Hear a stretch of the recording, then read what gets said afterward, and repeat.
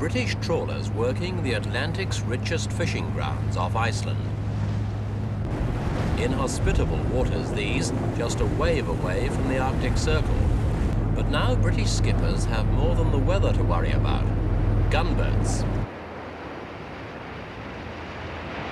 The Icelandic gunboat Thor races to cut the fishing gear of a British vessel while a frigate of the Royal Navy weaves to head her off.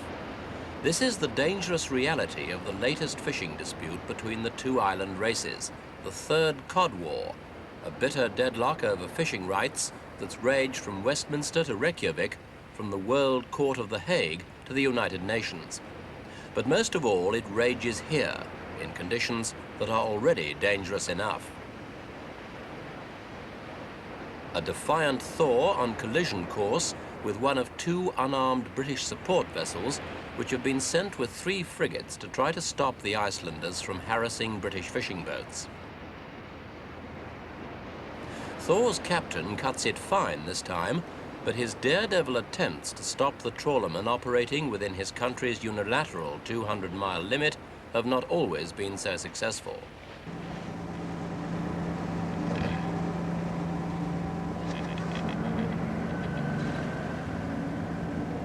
Back in Iceland, the Thor licks its wounds, the first casualty of the latest Cod War. The damage to its helicopter deck was caused during a skirmish with British support vessels sheltering inside Iceland's territorial waters. They ended up ramming the Thor, which replied with a salvo from its 57mm gun. For Iceland, the ramming incident was excellent propaganda material, bolstering their underdog image, and it made Captain Helgi Halvardsson something of a hero. But you have in fact, Captain, been the first person to fire a shot in this present Cod War.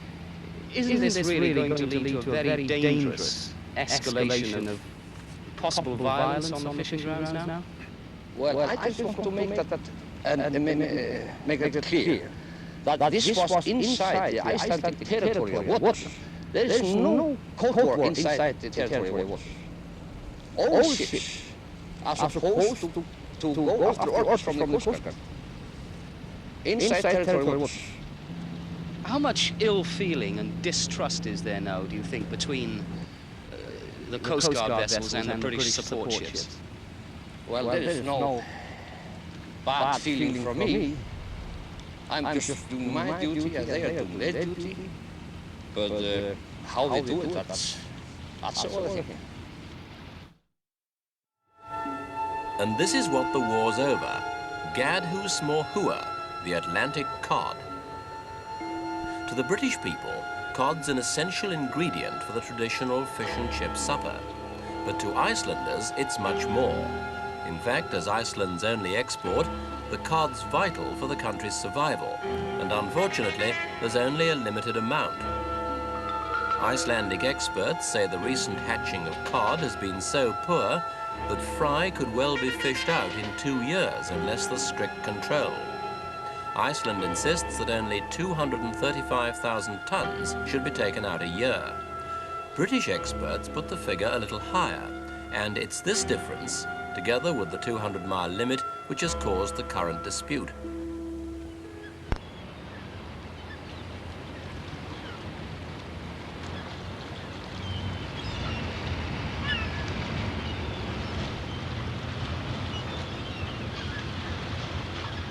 Iceland, of course, wants to keep much of the cod for itself, but it has agreed to let West Germany take 60,000 tons a year. That's 20,000 tons less than it took last year. Britain, on the other hand, is used to taking 130,000 tons a year, and balked at Iceland's order to cut that by half. Britain argues that the reduction would ruin many fishing towns on the country's east coast, and actually harm more British people than the whole population of Iceland. With so much at stake, feelings are running high among trawlermen on both sides, men who would otherwise risk their catch, their vessel, their life for each other, allies against the hostile Atlantic. That, though, was before politics intervened. One man who often befriended stricken English seamen in the past is a Coast Guard captain now known as the for his methods of cutting away British fishing gear, Gudmundur Shinester. Well, that is all the point. They are a broken Icelandic law. We have here 200 sea miles fishery limit, and they are stealing fish here with Iceland. That is my point. You call it stealing fish. Do you really put it that highly?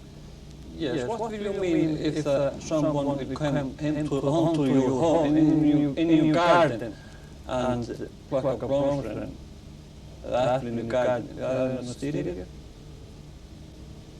But they have always had the right to fish here before. What's right?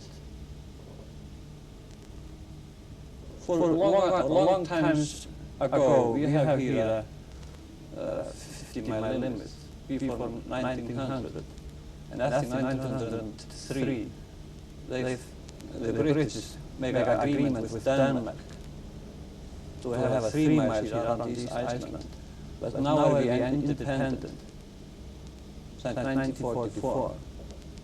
So no heavy take that should be 200 miles around Iceland. We will mean that is an international law. There is many countries in the world now, they have 200 miles, have got it in many years. But do you think it's really necessary for Iceland to claim this vast area of ocean, 200 miles for itself? Why do you need it? Because 19% of our export is fish. And if we lost the fish here around the Iceland, we cannot live in the country. So it must go away again. Well, do you think that Britain should be allowed to have, do you personally think that Britain should be allowed to have any fish here at all? The British fishermen, they caught more fish in their home water and they do here around Iceland. And if they have 200 miles around England, they can catch all the fish they need there. But it's not necessary to come here to Iceland to take from us the fish. And we can...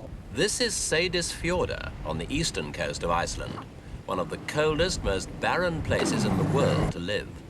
A few shops, church and a bank, a cluster of homes for a total population of 960.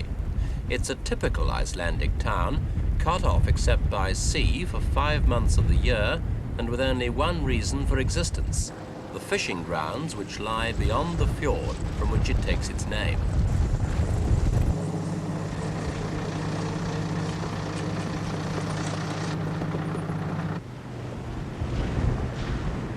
The village owns 4 medium trawlers and a fleet of smaller ones, built here in the local yard. Before the dispute, 13 British trawlers a month were welcomed when they put in for running repairs. In December, there's only 4 hours of daylight, so workers from the town's fish processing plant turn out in the middle of the night when a trawler comes in with a catch. It's a hard life, totally dependent on fishing. Nowhere can cod mean so much as it does here. So the townspeople of Seyðisfjörður naturally have strong views. They say in recent years they've seen catches of cod and haddock decline. They agree that stock should be given time to be replenished, but if cod is to be caught, then it should be caught by Icelanders.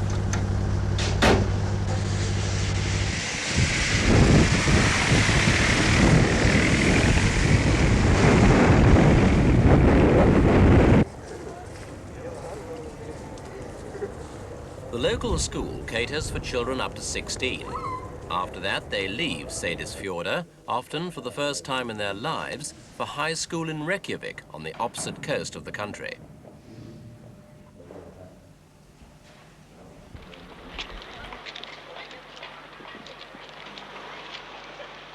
Like Seyðisfjörður, Reykjavik also has good reason to make heroes of the men who fight her cod war. For Iceland has to import almost everything she needs, and fish is all she has to offer in return.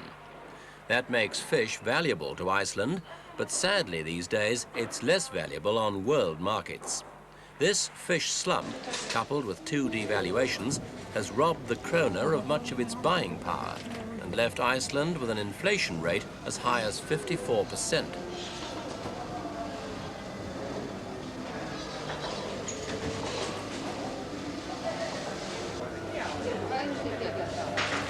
Iceland's said to have the 3rd highest standard of living in the world.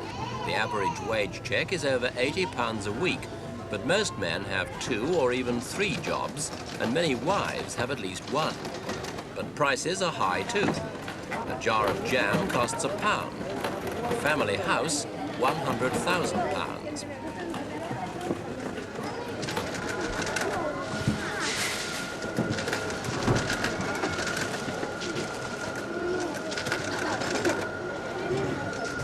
Buying from estate liquor stores is also expensive.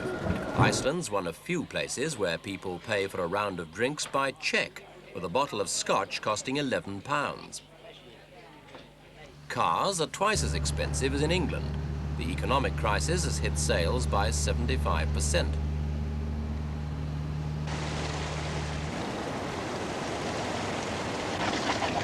But this is one way Iceland may be able to redress part of the balance. Apart from fish, it's the country's only natural asset, boiling water. While pasture and plant life are doomed on Iceland's volcanic crust, below springs bubble, then gush to the surface as an instant alternative to more expensive forms of energy. This borehole is one that hasn't been successfully capped. The pressure is so great that billions of gallons of boiling water and steam go to waste. Still, there's plenty more where that came from, and Iceland does get half its water for heating and washing from natural springs, at only 1/5 of the price of water heated by oil.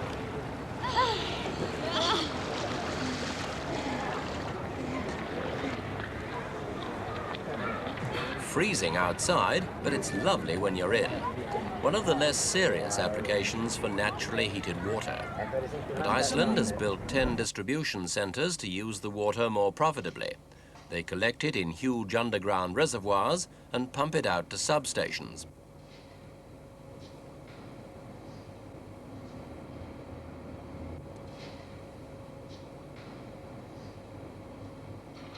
Finally, under pressure, the water can be piped directly into the homes of Iceland's tiny 200,000 population. But there's a more exciting possibility. So cheap is the hot water that Iceland's neighbour Sweden wants to import it, wants 20 million tonnes a year in fact. And it's more practical than it sounds. Icelandic engineers are already working on a system to pipe the water for shipment by insulated tankers to Malmö and Gothenburg. They've calculated that it would cool by only a couple of degrees on the way. But the water scheme's just a drop in the ocean compared with the country's income from fish. And that makes the cod war not only an economic issue, but a political one, with pressures being brought to bear by both sides.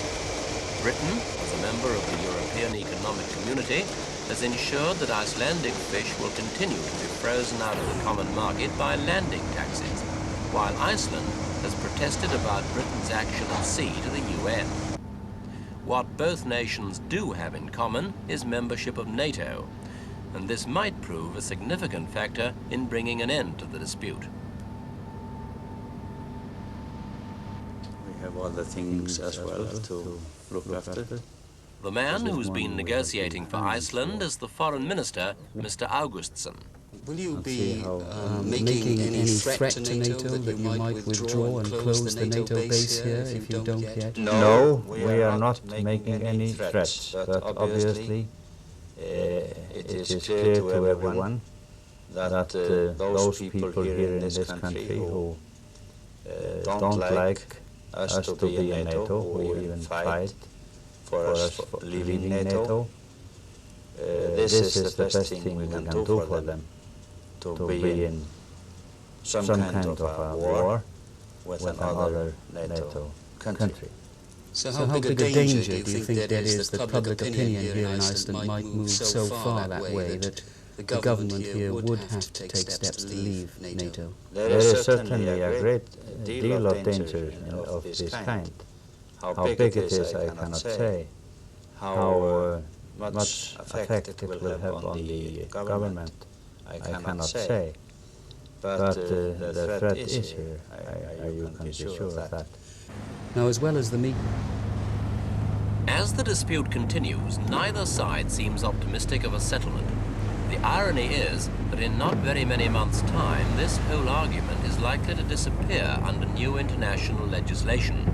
In March, an international conference on the law of the sea is due to be held in New York, and it's likely that the 200-mile limit will be approved for all maritime nations, Britain as well as Iceland. So, despite the present bitterness, both sides can console themselves with the thought that this, the third Cod War, is likely to be the last.